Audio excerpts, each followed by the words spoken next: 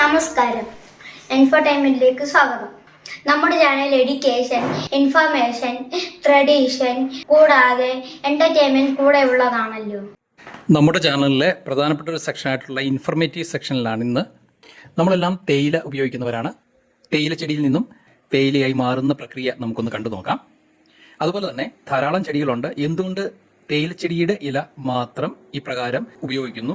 എന്തൊക്കെ പ്രത്യേകതകളാണ് ഈ ഇലയെ ഇത്രയും സവിശേഷമാക്കുന്നത്? ഏതെല്ലാം പ്രക്രിയയിൽ കൂടെ കിടന്നാണ് വ്യത്യസ്ത തരം തേയിലകളേവ? ഇത്തരം കാര്യങ്ങൾ നമുക്ക് ഈ ഒരു സെക്ഷനിൽ കൂടെ നോക്കിക്കാണാം. തേയില എന്ന് പറയുന്നത് കാണുമ്പോൾ ഒരു കുറ്റിച്ചെടിയാണെന്ന് നമുക്ക് തോന്നുമെങ്കിലും തേയില എന്ന് പറയുന്നത് ആക്ച്വലി ഒരു മരമാണ്. വളരാനായിട്ട് അങ്ങ് അനുവദിച്ചിരുന്നെങ്കിൽ നമ്മുടെ നാട്ടിലും വീട്ടിലൊക്കെയുള്ള പേരമരത്തിന്റെ അത്ര ഇതങ്ങ് വളർന്നേനെ. കൺവീനിയൻസിന് വേണ്ടി ഈൽഡ് കൂടുതൽ കിട്ടുന്നതിന് വേണ്ടിയാണ് ഹൈറ്റ് കുറച്ച് വെട്ടി നിർത്തിയിരിക്കുന്നത്. ദാറ്റ് മീൻസ് ഒരു എസ്റ്റേറ്റ് എന്ന് പറയുന്ന ഒരു ബോൺസായി കളക്ഷനാണ്. ഒരു തേയിലച്ചെടിയുടെ ആയുസ് എന്ന് പറയുന്നത് 100 വർഷമാണ്. എന്നാൽ ഓരോ 5 വർഷം കൂടുമ്പോൾ അത് പ്രൂൺ ചെയ്ത് വെട്ടി നിർത്തും. ഈ ഇല തേയിലയാകാനായിട്ട് 5 ഡിഫറെന്റ് സ്റ്റേജസ് ആണുള്ളത്. വീട്ടിൽ അരി എടുത്താൽ ഉടനെ ചോറാകത്തില്ലല്ലോ എന്ന് പറഞ്ഞ പോലെ ഈ ഇല തേയിലയാകാനായിട്ട് 5 ഡിഫറെന്റ് സ്റ്റേജസ് ആണുള്ളത്. ആദ്യത്തെ സ്റ്റേജസ് എന്ന് പറയുന്നതാണ് വിതറിങ്, റിമൂവൽ ഓഫ് മോയ്സ്ചർ എന്ന് എഴുതിയേക്കുന്നു. അപ്പോൾ ഇല പറിച്ചുകൊണ്ട് വരുമ്പോൾ അതേ വെള്ളം കാണും, ഐതർ മഴ കാണും അല്ലെങ്കിൽ മിസ്റ്റ് കാണും. എന്നാൽ മെയിൻ പർപ്പസ് എന്ന് പറയുന്നത് മോയ്സ്ചർ മാറ്റുകയല്ല, ഇതിന്റെ ടീയുടെ ജ്യൂസ്, ടീയുടെ മാറ്റർ കണ്ടന്റ് ഇതിന്റെ ലീഫിന്റെ സെല്ലിന്റെ അകത്ത് കോൺസെൻട്രേറ്റ് ചെയ്യുക എന്നുള്ളതാണ് വിതറിങ് ഉദ്ദേശിക്കുന്നത്. Matter content polyphenol, caffeine, carbohydrate, sugar, ഒത്തിരി കാര്യങ്ങളുണ്ട്. എന്നാൽ mainly the presence of polyphenol and caffeine ആണ് ഉള്ളതാണ് ഇതിനെ നമ്മൾ ഉപയോഗിക്കുന്നത്. അത് നേരത്തെ വേറെ ഒത്തിരി ഇലയില്ലേ, മറ്റൊരു ലീഫിന്റെ അകത്തും പോളിഫീനോൾ ഉണ്ട്. പിന്നെ വൈറ്റ് നമ്മൾ ഉപയോഗിക്കുന്നത് ഇതിൻ്റെ അകത്ത് കഫീനും കൂടെ ഉണ്ട്. അതുകൊണ്ടാണ് ഇത് കുടിച്ചാൽ ഒന്ന് സ്റ്റിമുലേഷൻ കിട്ടുന്നത്. അപ്പം പോളിഫീനോളും കഫീനും കൂടെ ഉള്ളതുകൊണ്ടാണ് ഇത് ഉപയോഗിക്കുന്നത്. അപ്പൊ ഈ വാട്ടിയെടുക്കാനായിട്ട് 1 ദിവസത്തെ സാവകാശം നമുക്ക് ആവശ്യമുണ്ട്. ഇന്നത്തെ ലീഫ് മാനുഫാക്ചർ ചെയ്യുന്ന നാളെ മാനുഫാക്ചർ ചെയ്യുന്നു. എന്നാൽ അത് മാത്രമേ ഉള്ളൂ ലെങ്ത് സ്റ്റേജ്. അത് കഴിഞ്ഞാൽ എവറിത്തിങ് എല്ലാം സ്പീഡാണ്. അത് കഴിഞ്ഞ് വിതറി കഴിഞ്ഞു കഴിഞ്ഞാൽ ഈ ഇല മെഷീൻ്റെ അകത്ത് ഇടുകയാണെങ്കിൽ 2 മണിക്കൂർ കഴിയുമ്പോഴത്തേക്ക് അത് കൺസ്യൂം ചെയ്യാനുള്ള തേയിലയായിട്ട് മാറും. നിങ്ങൾക്ക് ഈ വീഡിയോ ഇഷ്ടപ്പെട്ട ലൈക്കും സബ്സ്ക്രൈബും ചെയ്യണേ. കൂടാതെ നിങ്ങളുടെ അഭിപ്രായം കമന്റായി എനിക്ക് പറ്റത്തില്ല, രേഖപ്പെടുത്തുമല്ലോ. അപ്പം first stage is called withering. Second stage എന്ന് പറയുന്നത് cutting, CTC, crushing, tearing, curling. Cutting അല്ല, CTC means crushing, tearing, curling. നിങ്ങൾ തേയില പാക്കറ്റിനകത്ത് കാണാം. അതെന്ന് പറഞ്ഞാൽ കട്ട് ചെയ്യുന്നു. കൈകൊണ്ട് ഞാൻ കട്ട് ചെയ്തത് മെഷീൻ ചെയ്യുന്നതേ ഉള്ളൂ. അപ്പോഴത്തേക്ക് തേയില ഉണ്ടാക്കാനായിട്ട് മെഷീൻ്റെ ആവശ്യമുണ്ടോന്നില്ല. ഇൻഡസ്ട്രിയായിട്ട് ചെയ്യുമ്പോൾ ലാർജ് സ്കെയിൽ ചെയ്യുന്നതാണ് ഇതിനെല്ലാം മെഷീൻ ആവശ്യമുള്ളൂ. ഇങ്ങനെ കട്ട് ചെയ്യുന്നു. കട്ട് ചെയ്യുമ്പോൾ ഇതിന്റെ ലീഫിന്റെ സെല്ല് ബ്രേക്ക് ചെയ്തതിന് ശേഷം ജ്യൂസ് വെളി വരുന്നു. ആ വെളി വരുന്ന ജ്യൂസിന്റെ പുറത്ത് തന്നെ പോട്ടാവും. അപ്പൊ കട്ട് ചെയ്ത് കഴിഞ്ഞു. ഈ കട്ട് ചെയ്ത ലീഫ് കൊണ്ട് നമുക്ക് ചായ ഉണ്ടാക്കാൻ നോക്കുമോ? യാതൊരു, ഇപ്പം ചായ ഉണ്ടാക്കുകയാണെങ്കിൽ തേയിലയുടെ ഇലയാണ്, പക്ഷെങ്കിൽ ഇതുകൊണ്ട് ചായ ഉണ്ടാക്കാനായിട്ട് ഒപ്പത്തിന് ഈ തേയിലയുടെ യാതൊരു ഗുണമോ മണമോ ഒന്നും തന്നെ ഇതിന് ഇല്ല. പെട്ടെന്ന് ഉദാഹരണം പറയാം. അരി ഉഴുന്നും കൂടെ ആട്ടി വെച്ചിട്ട് ഉടനെ ദോശ ഇഡലി ഉണ്ടാക്കാൻ ഒപ്പോ? അത് മാവാണ്. പക്ഷെങ്കിൽ അവിടെ അത് ഫെർമെന്റേഷനാണ്. കാരണം ഈസ്റ്റർ സോഡ ഒക്കെ ചേർക്കുന്നുണ്ട്. ഇവിടെ ഒന്നും തന്നെ ചേർക്കണ്ട. ഇത് 1.5 മണിക്കൂർ അല്ലെങ്കിൽ 1 മണിക്കൂർ ടു 90 മിനിറ്റിന്റെ അകത്ത് നേരെ അന്തരീക്ഷത്തിൽ വെറുതെ വെച്ച് കഴിയുമ്പോൾ ഇത് കോപ്പറി ബ്രൗൺ കളറിലായി. പെൺകുട്ടികളുടെ കയ്യിൽ മൈലാഞ്ചിയൊക്കെ അരച്ചിടാൻ നേരത്തെ ആദ്യം പച്ചയായിരിക്കത്തില്ലേ, കുറച്ച് ബ്രൗൺ കളറിലാകത്തില്ലേ? ഇത് പറഞ്ഞ പോലെ ഇത് കോപ്പറി ബ്രൗൺ കളറിലായി. തേയിലയുടെ മാനുഫാക്ചർ ഇടാൻ കൊണ്ട് തീർന്നു. തേയിലയായി കഴിഞ്ഞു. പാലും പഞ്ചസാരയൊക്കെ ചേർത്ത് ചായ ഉണ്ടാക്കി കുടിക്കാമോ? കുടിക്കാം. സൂക്ഷിച്ചു വെക്കണോ? അതുകൊണ്ട് വറുത്ത് സൂക്ഷിക്കുന്നു, അത്രയേ ഉള്ളൂ. അല്ലെങ്കിൽ തേയിലയുടെ പ്രോസസ് ഞാൻ പറഞ്ഞത് അത്രയേ ഉള്ളൂ. കയ്യിൽ അരച്ചു 1 മണിക്കൂർ കഴിഞ്ഞ് ചുമന്നു പാലും പഞ്ചസാര ഇട്ട് ഉപയോഗിക്കാം.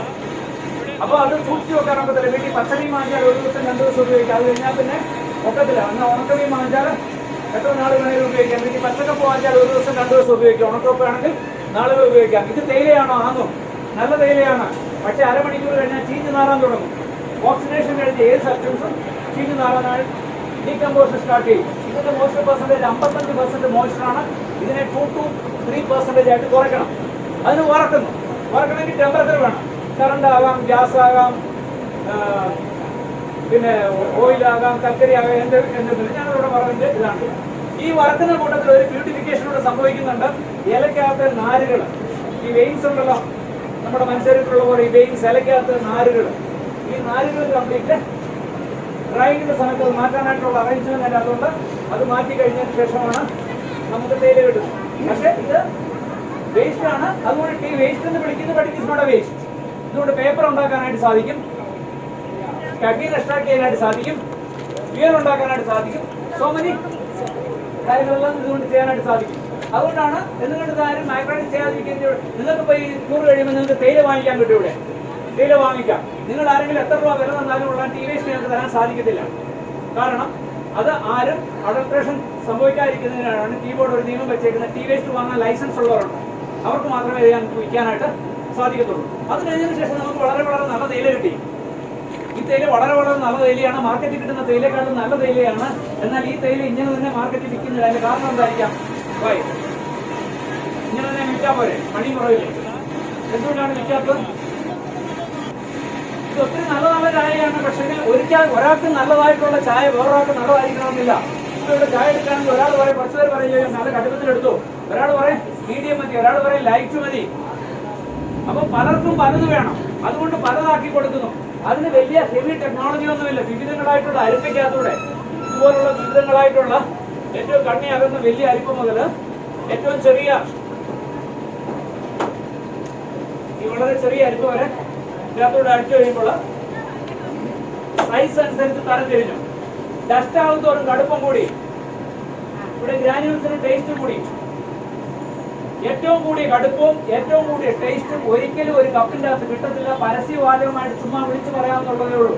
Because strength and taste are inversely proportional, not directly proportional. Then 2 grams of that one, then 2 grams of granule one. If you calculate the individual surface area, ഇതിന്റെ surface area കൂടുതലായിരിക്കും. That is the reason. അപ്പം ഇതിന് പിന്നെ ഏതാണ് നല്ലത്? അവനവന്റെ ഇഷ്ടം. ചോറാണോ കഞ്ഞിയാണോ നല്ലതെന്ന് ചോദിച്ചാൽ, അല്ലെങ്കിൽ ഇഡലിയാണോ ദോശയാണോ നല്ലതെന്ന് ചോദിച്ചാൽ, അപ്പം ജനറൽ ചുമ്മാ ഒരു മണ്ടത്തിൽ ചോദിച്ചു വയ്ക്കുക എക്സ്പോർട്ട് ക്വാളിറ്റി എന്താണ്? എക്സ്പോർട്ട് ക്വാളിറ്റി എന്ന് പറഞ്ഞാൽ ഞാൻ ഉണ്ടാക്കുന്നത്, ഞാൻ സമ്മതിക്കുകയാണെങ്കിൽ ആ സെക്രട്ടറി ക്വാളിറ്റി. അപ്പൊ ഞാൻ സെക്രട്ടറി ക്വാളിറ്റി ഉണ്ടാക്കുന്നില്ല, ഇതെല്ലാം ഉണ്ടാക്കുന്നു. ആർക്ക് ഏത് വേണോ അവിടെ കൊടുക്കുന്നു.